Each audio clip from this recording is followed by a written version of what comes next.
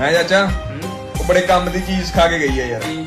ਮੈਂ ਉਹਨੂੰ ਕਿਹਾ ਮੈਂ ਤੈਨੂੰ ਬਹੁਤ ਪਿਆਰ ਕਰਦਾ।